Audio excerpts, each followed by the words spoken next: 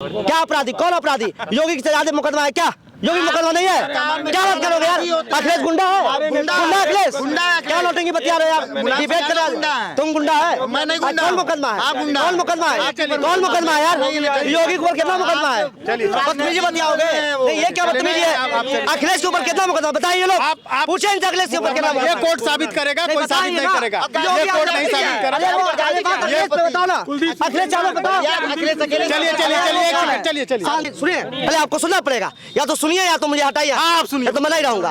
ये बदतमीजी बतिया रहे हैं योगी आदित्यनाथ जी, भाषा की मर्यादा रखिए। ये योगी आदित्यनाथ माननीय मुख्यमंत्री जी। नमस्कार, गोरखपुर लाइव देख रहे हैं। मैं हूं आपके साथ संदीप त्रिपाठी। हम इस समय गोरखपुर विश्वविद्यालय के पंत पार्क में है। तमाम छात्र यहाँ पे जुटे हुए हैं और कुछ संगठन के भी लोग हैं, जैसे युवा कांग्रेस के प्रदेश सचिव आलोक सिंह जी हैं, छात्र सभा से यहाँ पे शिवशंकर जी हैं, भास्कर जी हैं और पटरी व्यवसायी संघ के राष्ट्रीय अध्यक्ष सुनील झा हैं। चूँकि पटरी व्यवसायियों का हर वर्ग का तो नेतृत्व करने वाला यहाँ पे है, लेकिन हम देखते हैं कि गोरखपुर एक पटरी व्यवसायियों का भी संगठन खड़ा है। आइए हम सबसे पहले आपसे सवाल करते हैं, सुधीर जी, पटरी व्यवसायियों के लिए आप इतनी दिनों से लड़ाई लड़े, अभी तक कोई उत्थान नहीं हुआ। एकदम सही है। आज तक सरकारें सारी बनी, मंचों पे जब चढ़ा जाता है, चाहे सरकार सपा की रही हो, चाहे बसपा की रही हो, चाहे कांग्रेस की रही हो, चाहे आज माननीय योगी आदित्यनाथ मुख्यमंत्री के रूप में प्रदेश की नेतृत्व कर रहे हैं। सरकारें किसी की रही हो, गरीबों की बात सिर्फ मंचों पे की जाती है, ज़मीनी धरातल पे कुछ नहीं। वर्तमान स्थिति ये है कि आप देखते होंगे, पहले सिर्फ महानगरों में पटरी व्यवसाय मिला करते थे, आज गांव और चौराहों पे पटरी व्यवसायियों की संख्या निरंतर बढ़ रही है। आज जो अभी मैं देख रहा था, एक डिबेट हो रहा था, बीजेपी के लोग लंबे लंबे वादे और बड़े बड़े चिल्ला करके कह रहे थे। यही योगी आदित्यनाथ जी जब गोरखपुर में सांसद हुआ करते थे तो उनसे लोगों की बहुत अपेक्षा होती थी। आज पूरा गोरखपुर शहर डूबा रहा, कहीं योगी आदित्यनाथ जी दिखाई नहीं दिए। और यही जब अन्य सरकार होती थी, यही सांसद होते थे, तो वह पानियों और सड़कों और नालियों, गली और मोहल्लों में चल करके इसी के लिए आंदोलन और धरना करने का प्रयास करते थे और निस्तारण होता था वह मामला। लेकिन आज दुखद यह है कि आज वह मुख्यमंत्री और पूरे शहर गोरखपुर में नाए चले और कहीं भी वह उनका एक बयान और टिप्पणी तक नहीं आया। गोरखपुर के रही बात पटरी व्यवसायियों की बात, तो आपको याद होगा कि गोरखपुर के सड़कों पर खाली केसरिया झंडा योगी आदित्यनाथ जी का कभी दिखा करता था। आज मुख्यमंत्री हैं, लेकिन आप शहर में जाकर के घूम लीजिए, किसी पटरी वाले के पास अगर एक केसरिया झंडा किसी ठेला पे दिख जाए तो आप आके हमको बताइएगा, इतना दिल टूटा है लोगों का। तो क्या चाहते हैं आप? केसरिया झंडा लहराते रहे, यही चाहते हैं आप ना? केसरिया झंडा लहराते रहे, चाहे समाजवादी पार्टी झंडा लहराते रहे, चाहे नीला झंडा बसपा लहराते रहे, चाहे कांग्रेस लहराते रहे, विषय इसका नहीं है। कोई झंडा खाने को नहीं देगा। जो रोजगार देगा, जो व्यापार देगा, जो देश और नेतृत्व और प्रदेश की नेतृत्व देगा, जो सड़क देगा, अच्छा पानी देगा, अच्छा व्यवस्था देगा, अच्छा स्वास्थ्य देगा, अच्छा शिक्षा देगा, उसका झंडा लहराना चाहिए। दलाली का व्यवस्था नहीं है कि हम केसरिया झंडे जिंदाबाद और सपा जिंदाबाद। तो क्या दलाली है केसरिया? कोई दलाली नहीं है। केसरिया शुरू से लेकर अंत तक, या आजीवन अनंत अनंत काल तक है। वो चाहे सूर्य से लेकर सूर्य अस्त हो, चाहे सूर्य उदय हो, केसरिया हमेशा अस्तित्व में था, अस्तित्व में रहेगा। वो चाहे लाल टोपी आए, पीला टोपी आए, हरा टोपी आए, कोई इसको मिटा नहीं पाएगा। लेकिन योगी आदित्यनाथ यहाँ से सांसद थे और सुधीर जी कह रहे हैं कि यहाँ पे हर ठेले और खोमचे वाले के लिए वो लड़ाई लड़ते थे, लेकिन 5 साल में वो बेचारे कहीं के नहीं रहे। आज पूरे प्रदेश की लड़ाई लड़ रहे हैं वो। सिर्फ वो एक गोरखपुर के सांसद अब नहीं रहे, वो पूरे प्रदेश के मुख्यमंत्री हो गए हैं। तो अब एक छोटे से क्षेत्र को छोड़ के इतना बड़ा प्रदेश उनको देखना है। आपको बता दें कोई नहीं छोड़ा है, छोड़े हैं। केसरिया रंग को एक दूसरे तरफ ले लिया गया। केसरिया रंग हिंदू धर्म का प्रतीक होता है, किसी दल का प्रतीक नहीं है। लेकिन आज के डेट में केसरिया को, मंदिर को, धर्म को सिर्फ बेचने का काम किया जा रहा है। दल किसी केसरिया जो एक शांति का प्रतीक है, एक हिंदू धर्म का प्रतीक है, एक ईश्वर की एक प्रतीक मानी जाती है, लेकिन किसी धर्म को एक प्रतीक के रूप के केसरिया को एक व्यापारिक रूप में, एक राजनीतिक रूप में जो लोगों ने बेचना और आस्था से बेचना शुरू कर दिया, यह निरंतर गलत है। मैं इसका निंदा करता हूं। रही बात जो आप अभी कह रहे हैं कि प्रदेश की नेतृत्व कर रहे हैं, अरे जब अपने गृह जनपद की नेतृत्व नहीं कर पाए वो, आज के डेट में Gorakhpur DM, Gorakhpur SSP, Gorakhpur commissioner, यही रवि कुमार एनजी, यही सब ये लोग हैं। आप बोलिए, आप इससे बोलने के सिवा आप लोग कुछ नहीं कर सकते। आप होर्डिंग लगवाइए, आप बोलिए, आप चिल्लाइए, यही आपका संस्कार है, यही आपका संस्कार है। आप होर्डिंग लगा के चिल्लाइए, आप प्रचार करके चिल्लाइए, पार्टी सेल में चिल्लाइए। आप बताइए क्या कहना चाहते हैं? मैं महोदय आपसे यही कहना चाहूंगा कि पैदल भ्रमण करिए गोरखपुर में, लग रहा है गोरखपुर महानगर में आप भ्रमण नहीं कर रहे हैं, इसलिए ना आपको सड़कें दिख रही हैं, ना आपको नालियां दिख रही हैं, ना आपको अस्पताल दिख रहे हैं, ना आपको विद्यालय दिख रहे हैं। दिक्कत आपके देखने की नजरिया मुझे लग रहा है पूरी तरह से बदल गई है। आप उन सही चीजों को नहीं देख पा रहे हैं, आप भ्रमित हो रहे हैं, लोगों से भ्रमित हो रहे हैं, और मुझे लग रहा है लोगों को आप भ्रमित भी करने का प्रयास कर रहे हैं। लेकिन आपके इस वक्तव्य से हम युवा, हम नौजवानों को भ्रमित नहीं होने देंगे किसी भी कीमत पर। शिवशंकर जी के पास आते हैं। शिवशंकर जी, आज का नौजवान आज का नौजवान बिल्कुल भ्रमित नहीं है, पूरी तरीके से तय हो गया है भारतीय जनता पार्टी की सरकार। ए भाई यार सुन नहीं रहे हो, आप सुन नहीं रहे हैं। ये देखिए, पहले तो आप परिषद के साथियों से कहिए कि सभ्यतापूर्ण तरीके से सुनने का आदत डालें। नहीं सुन सकते तो हमें हटा दीजिए, तो उन्हें हटा दीजिए। देखिए ये बीच में सुनेंगे, ये नहीं बोलेंगे, सुनेंगे नहीं। ये आप बोलते तो मैं बीच में बोलूंगा नहीं, ये बोलते तो मैं बीच में बोलूंगा नहीं। एक प्रतिनिधि अगर पट्टी व्यवसाय के बोल रहे हैं तो आप पहले उनकी पूरी बात सुने, तब तो आप अपना जवाब दें। आप अपनी बात रखिए। देखिए पूरी तरीके से नौजवानों के विरोध में, महिलाओं के विरोध में, गांव गरीब किसान मजदूरों के विरोध में, और सबसे बड़ा छात्रों के विरोध में ये सरकार काम करती। पहले तो इनका संगठन तय नहीं है, किस संगठन के ये लोग हैं, पहले तो तय कर लें। और एक किस संगठन से है आपका झंडा तो बता रहा है, आपका भी बता रहा है, नहीं इनका नहीं बता रहा है, इनका नहीं बता रहा है, ये इनका नहीं बता रहा है। ये कह रहे हैं कि मैं विद्यार्थी परिषद का हूँ, जो भाजपा की नहीं है। ये तो भाजपा के बताए कि भाजपा के है, नहीं भाजपा के तो ये कौन होते हैं और क्या है बोलने वाले। मुझे लगता है एक सवाल आपसे हम करते हैं। आपके साथ गठबंधन में, सुनिए, आपके पार्टी के साथ गठबंधन में ओम प्रकाश राजभर है, पिछड़ों के मुद्दे पर सरकार से मंत्री पद से इस्तीफा दे सकते हैं, इस्तीफा दे चुके हैं, इस्तीफा दे चुके हैं। लेकिन वही ओम प्रकाश राजभर पिछड़ों के सबसे बड़े समुदाय से आने वाले अखिलेश यादव लंबे समय तक उनके पिताजी सत्ता में रहे, वो भी रहे, कोई भला नहीं हुआ। और किस मुद्दे पर जाके उन्होंने समर्थन किया, जवाब दे दीजिए। आप स्पष्ट रूप से पूर्व सरकार के पूरा कैमरा निकाल के आप देख लीजिए। पहले तो एक साथी बार बार बोल रहे थे, संजय निषाद जी का बयान देख ले, मर्यादा पुरुषोत्तम राम को क्या कहा। और संजय निषाद जी बयान पे नहीं जाते, आप पहले पिछड़ा समाज की बात करें। और हम पिछड़ों का सबसे ज्यादा प्रतिनिधित्व किसने दिया? लंबे समय तक सरकार में रहा और सबसे ज्यादा किसने नुकसान किया तो अखिलेश यादव और बहुजन समाज पार्टी।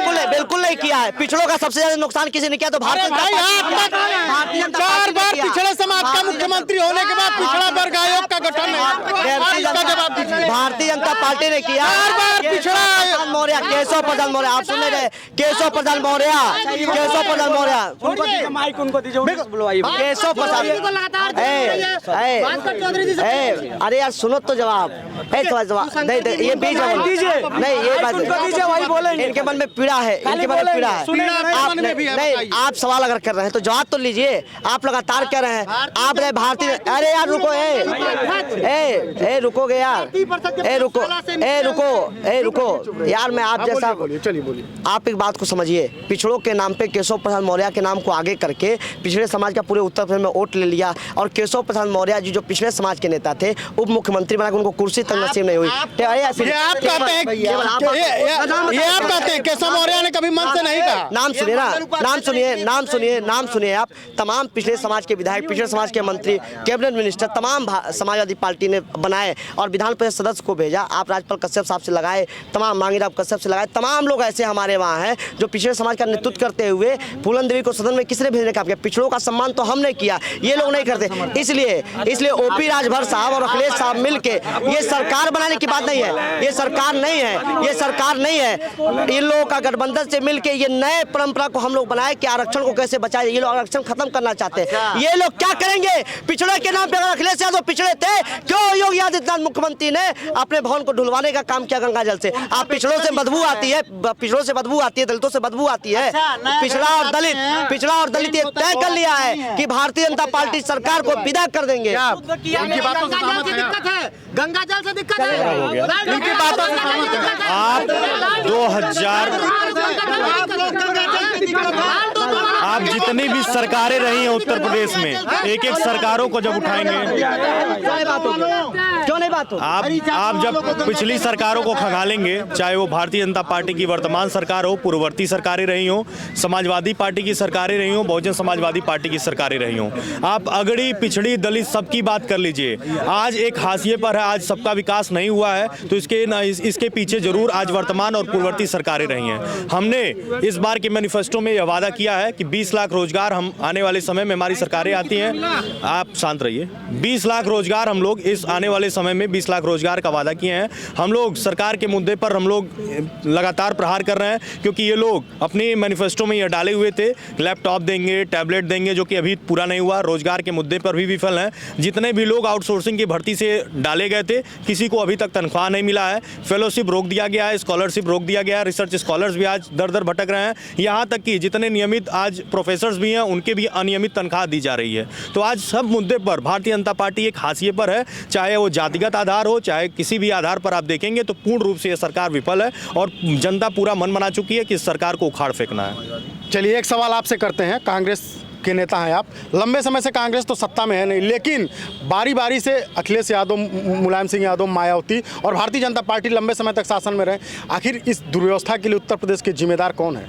इस उत्तर प्रदेश की दुर्व्यवस्था के लिए निश्चित तौर पर पूर्ववर्ती जो बसपा की सरकार रही है, समाजवादी की सरकार रही है, वर्तमान में जो भारतीय जनता पार्टी की सरकार है और इससे पहले भी जो भारतीय जनता पार्टी की सरकार यहाँ पर उत्तर प्रदेश में सरकार थी, वो इसलिए पूर्ण रूप से वो जिम्मेदार है। और हम बताना चाहते हैं कि प्रियंका गांधी जी की रैली हुई थी इसी गोरखपुर में, जिसमें 2 लाख से 3 लाख की संख्या उपस्थित हुई थी, जबकि इस डीएम और एसएसपी को योगी आदित्यनाथ ने फटकार लगाया कि इतना बड़ा कार्यक्रम आप करने कैसे दिए, और वहाँ की जो बसें दूर दूर से बसें आ रही थी, उस बसों को भी रोकने का काम किया जाए ताकि प्रियंका गांधी के कार्यक्रम को विफल किया जाए। लेकिन आज जनता ने मन बनाया और प्रियंका गांधी जी की रैली आपने कभी कवर किया और तमाम चैनलों ने कवर किया। इतनी बड़ी रैली आज गोरखपुर की धरती पे अभी तक नहीं हुई थी। इस ऐतिहासिक रैली के लिए जनता ने बताया कि आज प्रियंका गांधी कितनी लोकप्रिय हो चुकी हैं, आज लोगों के बीच में जा रही हैं और लोगों के बीच में महिलाओं के सम्मान के लिए आज वो लड़ाई लड़ रही हैं, जो कि आज वर्तमान सरकार में महिला अपेक्षित है। बस इनके कागजी दावे हैं कि हम डायल 112, जो समाजवादी सरकार में डायल 100 हुआ करता था, आज इनके सरकार में डायल 112 है। अपना कोई नया काम मानते हैं कि समाजवादी पार्टी ने काम किया? डायल 100 बिल्कुल ही अच्छा कार्य था। डायल 100 का कार्य का मैं बहुत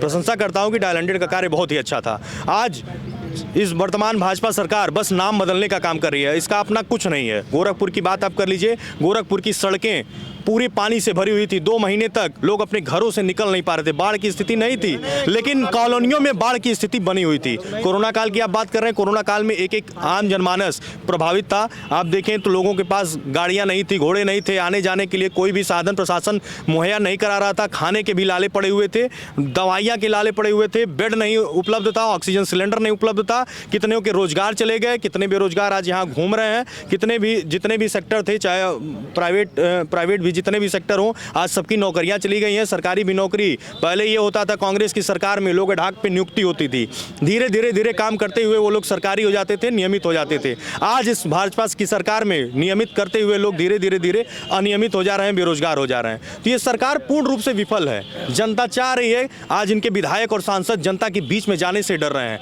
आज यह आलम है कि भारतीय जनता पार्टी बैठक करके कहती है कि 400 जो इनके विधायक चुने हुए 300 विधायक, उसमें से 80% सवाल आते हैं कोरोना पे। आपकी नेता जो है प्रियंका गांधी जी ने कोरोना काल में बसें लगवाई थी, चाहे भारतीय जनता पार्टी ने उसको लिया चाहे नहीं लिया, लेकिन समाजवादी पार्टी के एक नेता अखिलेश यादव घर में बैठ कर ट्वीट करते थे। आप जवाब दीजिए, आप जवाब दीजिए। रुको यार, यहाँ कांग्रेस और सपा की बात हो रही है। बिल्कुल सवाल सुन, पूरी तरीके से समाजवादी पार्टी आपने कह दिया एक लाइन में। अब मैं उसको मैं बिल्कुल बता रहा हूँ, बिल्कुल बता रहा हूँ, आपको बता रहा हूँ, मैं बिल्कुल बता रहा हूँ, आप सुनिए इस बात को। भाई हीरो अखिलेश यादव जी कार्यालय में बैठ के पूरे उत्तर प्रदेश के जितने भी हमारे जिला अध्यक्ष, जितने भी महानगर अध्यक्ष थे, एक एक पदाधिकारी, एक एक नेता वहां से मॉनिटरिंग करके, भाई रुको यार सुनो, एक एक मॉनिटर करके जितने भी हाईवे से मजदूर आ रहे थे, जितने भी लोग आ रहे थे, पैदल चल रहे थे, उनके खाने पानी की व्यवस्था, चप्पल की व्यवस्था पूरी तरीके से अखिलेश यादव जी सुन लीजिए। डर तो नहीं गए थे कि प्रदेश कांग्रेस अध्यक्ष जेल चले गए थे, वो भी चले? सुनिए, हम समाजवादी लोग जेल जाने से नहीं डरते, पहले इस पर जान लीजिए। हमारी डिंपल यादव पूर्व सांसद निकल गई थी बांटने के लिए। संजय रुको यार, क्या अपराधी, कौन अपराधी? योगी की सजा दे मुकदमा है क्या? योगी मुकदमा नहीं है, क्या बात करोगे यार? अखिलेश गुंडा है, गुंडा अखिलेश, क्या नौटंकी बतिया रहे हो यार? डिबेट कर रहे हो, तुम गुंडा है? कौन मुकदमा है? कौन मुकदमा है? कौन मुकदमा है यार? योगी के ऊपर कितना मुकदमा है? बदतमीजी बतियाओगे? नहीं, ये क्या बदतमीजी है? अखिलेश के ऊपर कितना मुकदमा बताइए लोग, पूछे इनसे अखिलेश के ऊपर कितना मुकदमा? ये कोर्ट साबित करेगा, कोई साबित नहीं करेगा। ये कोर्ट नहीं साबित करेगा। बताओ ना, अखिलेश यादव बताओ।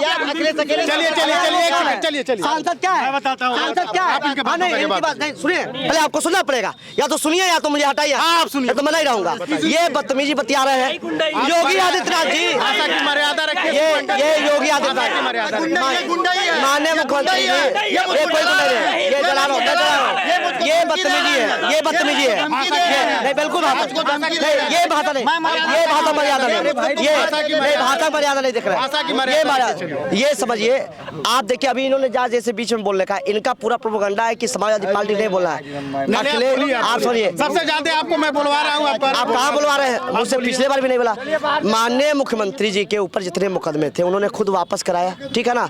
अगर अखिलेश यादव जी पे मुकदमा होगा तो अपने हिसाब से करेंगे, इस बात समझिए।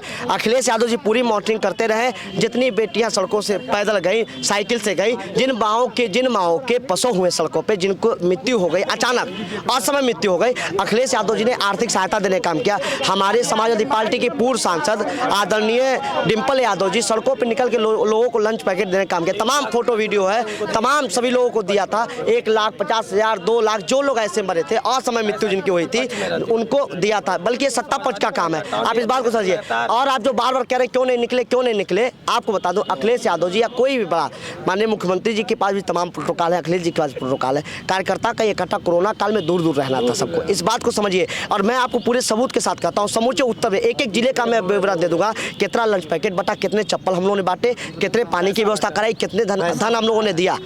गरीब जो मर गए, आज समय मर गए। अरे यार संजीव त्रिपाठी पवन एकदम गंभीरता के साथ, अगर आप बोले क्या आप सुन नहीं रहे, अभी तो क्यों बोल रहे हो बार बार यार? क्यों नहीं सुनोगे आप? बताओ डिबेट में नहीं, आप ये व्यवस्थित कराएंगे ना, ये उल्टा सीधा बयान, उल्टा सीधा बोलेंगे। सबको देने का काम अखिलेश यादव जी ने किया। मैं कह रहा हूँ, मैं सबूत के साथ आपको दे दूंगा, पूरा प्रूफ दे दूंगा कि आप देखिए। और आप जो प्रोपोगंडा बनाए कि नहीं निकले, योगी जी कितने दिनों बाद निकले। बनारस में माननीय प्रधानमंत्री जी के संसदीय क्षेत्र में एक महिला अपने पति को ऑक्सीजन न मिलने के कारण मुंह से ऑक्सीजन दे रही है। एक जिसको उन्होंने प्रस्तावक बनाया था, अपने लोकसभा के चुनाव में प्रस्तावक बनाया था, उनके परिवार वालों को मिलने का मौका नहीं मिला। कितने लोग ऑक्सीजन और रेमडेसिविर से मर गए।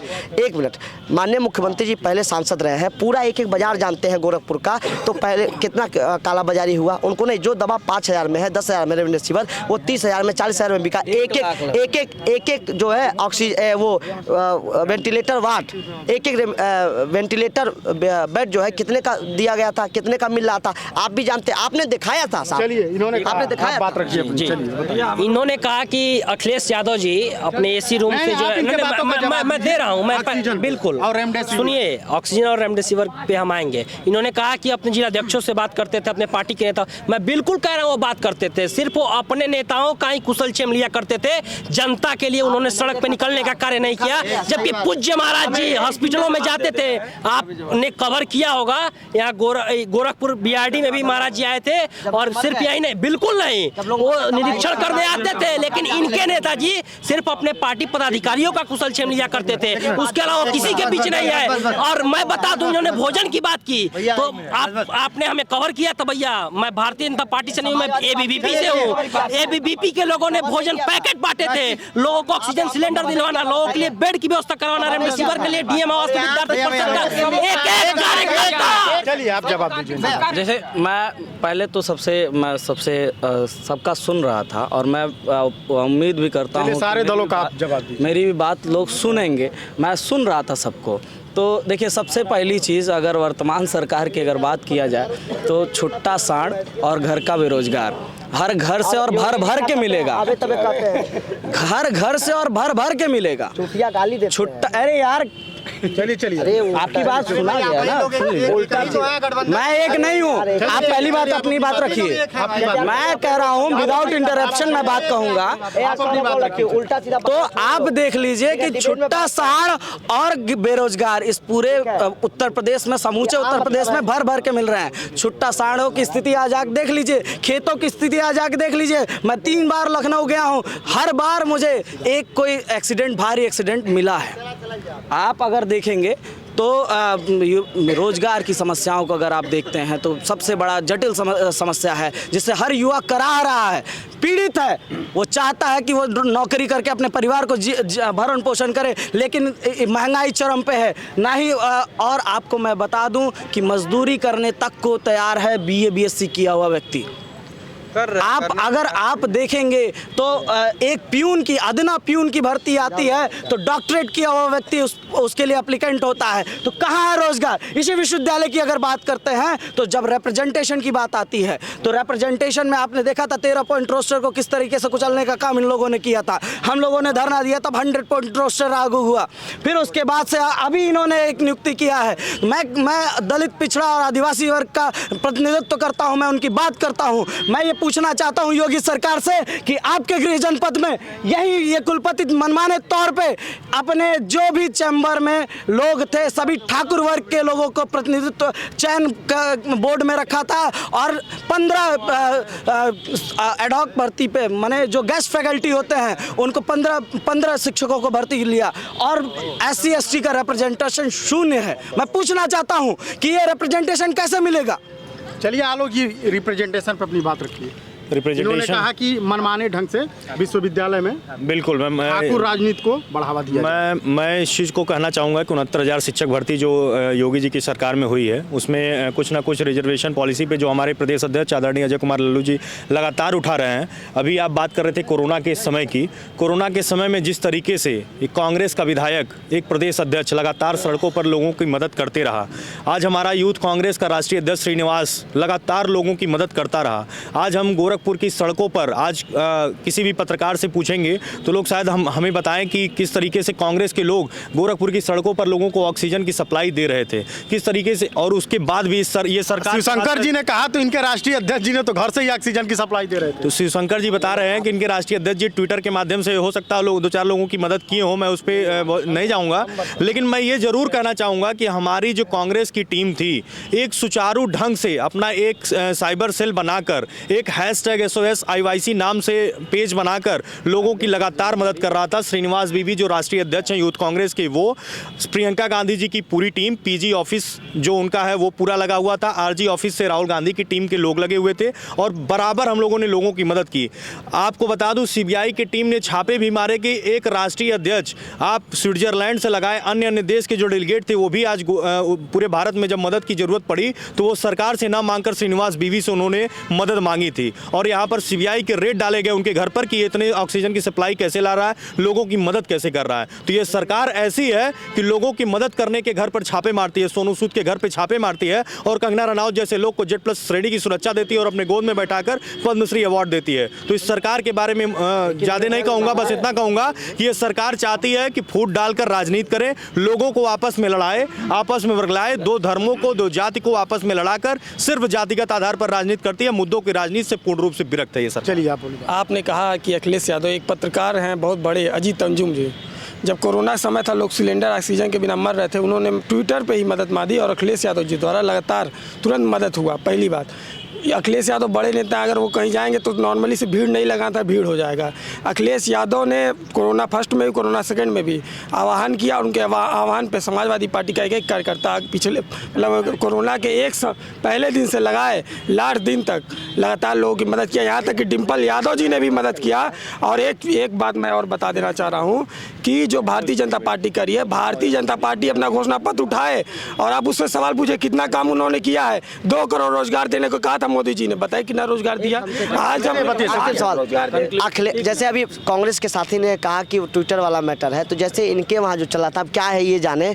हमारे राष्ट्रीय अध्यक्ष जी ने जब आदेश किया कि सब लोग निस्वार्थ भाव से अपने व्यवस्थाओं अपने सुविधाओं के अनुसार जनता की मदद करें। हमारे यूथ के 4 फ्रंट है। सुनिए, इनके राष्ट्रीय नेता रोड पे उतरे थे, इसमें कोई दो राह नहीं, और जेल भी गए थे। कहीं आपके नेताजी जेल जाने से डर गए थे? हमारे पूर्व समाजवादी छात्र सभा के, सुनिए भाई, समाजवादी छात्र सभा के पूर्व प्रदेश अध्यक्ष अतुल प्रधान जी के ऊपर सैकड़ों मुकदमे भारतीय जनता पार्टी और लोकल थाने ने लगा। क्यों लगा दिया? क्योंकि वो लगातार मदद कर रहे थे। पूरे जो हाईवे आ रहे थे सर, उस पर लगातार वो मदद कर रहे थे। प्रदेश अध्यक्ष दिग्विजय सिंह देव जी से लगाए, रामकर निर्मल, 4 जोन में बांट दिया गया था। हमारे वहाँ युवजन सभा है, छात्र सभा है, यूथ ब्रिगेड है, लोहिया वाहिनी, चारों प्रदेश अध्यक्षों के नेतृत्व में, और वो लगातार रिपोर्ट दे रहे थे। जैसे आप बस ऐसे कह देंगे लगातार रिपोर्ट, हम नहीं कह देंगे। आलोक जी ने केवल 2 पॉइंट कहा, आपने बहुत ज्यादा कहा उस पर। मैं सुनिए, पत्रकारों ने देखा ट्वीट, अभी भी देखिए, चारों पदाधिकारियों को दे दिया था चारों फ्रंट पे कि आप चारों फ्रंट पे देखिए कहाँ व्यवस्था हो पा रहा है। रामकर निर्मल जी पे लगाए और दिग्विजय सिंह देव पे लगाए, यहाँ तक कि लाठीचार्ज भी भारतीय जनता पार्टी की सरकार ने कहा। जब हम खाना बांट रहे थे, लोग भूखे आए और एकाएक टूट पड़े, तो उन्हें अव्यवस्था हम लोग व्यवस्थित करने में लगे हुए थे। और सुनिए, हमारे गोरखपुर के जिला अभी सभी ने कहा कि यूथ कांग्रेस ने, छात्र सभा ने, पता नहीं कौन कौन से छात्र संगठनों ने, भाई सबने सहयोग किया। हम सबका धन्यवाद करते हैं कि उन्होंने जनता का सहयोग किया। लेकिन रही बात यूथ कांग्रेस की, तो यही यूथ कांग्रेस के राष्ट्रीय अध्यक्ष हैं जिनके गाड़ी में वो आपातकालीन व्यवस्था का वो लगा के स्टिकर, उनके गाड़ी के पिछले डिक्की में वो शराब का शीशी मिला था। यही यूथ कांग्रेस के राष्ट्रीय अध्यक्ष हैं दिल्ली कांग्रेस के राष्ट्रीय अध्यक्ष, क्या नाम है उनका? अब यो हम क्यों याद करने भाई? बेवजह आरोप नहीं, आरोप बेबुनियाद नहीं है, प्रूफ है। आपको उनका नाम नहीं पता? अगर आपने कहा है तो आपको प्रूफ देना चाहिए। अगर प्रूफ नहीं देना चाहते, चलिए, तो ये छात्र विश्वविद्यालय के छात्र सभा के कुछ नेता थे। आप अपनी बात रखे थे। आपको बता दें कि तमाम चुनाव के पहले राजनीतिक संगठन सक्रिय हो गए हैं। बाकी अन्य खबरों के लिए जुड़े रहे गोरखपुर लाइव के साथ।